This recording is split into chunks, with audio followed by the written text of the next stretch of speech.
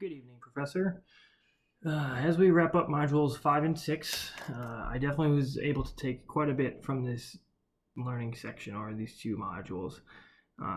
Discussing intervention strategies was extremely beneficial and important to not only what we've been learning, but what we're going to apply it to in the future.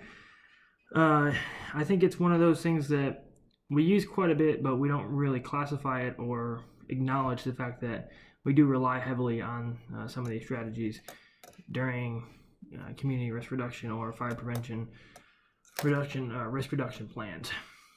A couple strategies that stood out to me especially were the ones involving enforcement, education, and engineering. I think engineering is something that we're always constantly studying or trying to improve upon ourselves. I think that's the name of the game. As long as we're going to be in business, we're going to continue to do studies, test our capabilities, test the capabilities of the public or the utilities that are provided to us, and test the new structures of the homes to just make sure that we can safely reduce as much risk as possible. The other ones that kind of stuck out to me were the enforcement part of it. I know that working for the DoD, we're particularly lucky compared to some civilian departments. The Air Force is grateful, so they do 100% adoption of National Fire Protection Association standards. So we kind of get to rely on that as black and white justification for us, whereas I know some municipalities don't necessarily adopt every code, which can make it a lot harder for their community risk reduction plans to actually make progress with their business owners or construction developers for single family houses and apartments and condos and things like that. So I think code enforcement is something that's extremely important to address and to have as an intervention strategy during community risk reduction.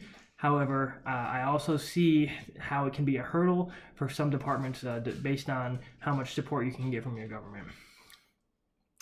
The other one that I actually really did enjoy was the educational part of the intervention strategy.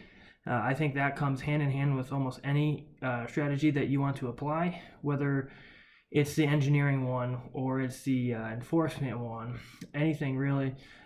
You want to make sure that you're educating not only yourself, but the people that you're attempting to reduce the risk from. So whether it's doing more studies, it's educating the people that have influence on how those studies can negatively or positively affect your department.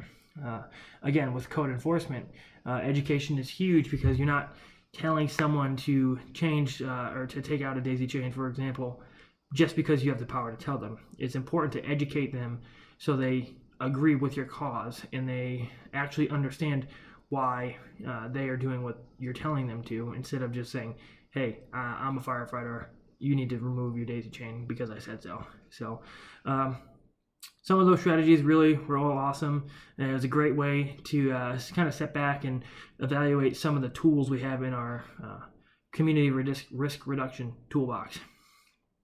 And then touching on the CBA, the cost versus benefit analysis, it's actually something I've been doing in my primary job now for the past couple of years. I do the budget for the entire fire department. I've kind of stepped back from operations for a couple of years now to sit back and execute the budget. So it's something that I've been doing every day for years now, and I haven't really put a formal name to it or an actual trademark of the cost versus benefit analysis, but something that I've used immensely to help out the guys and girls to make sure that we have the right PPE, that what we're getting is as efficient as possible, so we can just make sure that we have the right tools to bring to the fight.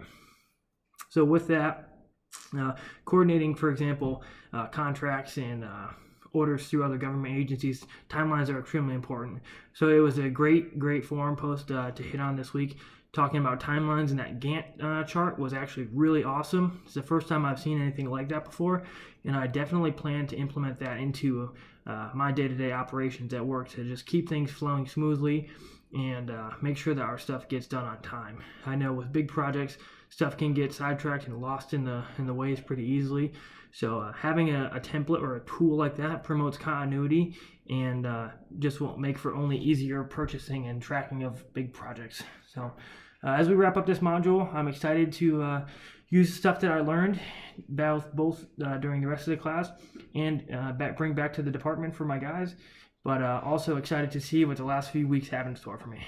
Thanks again.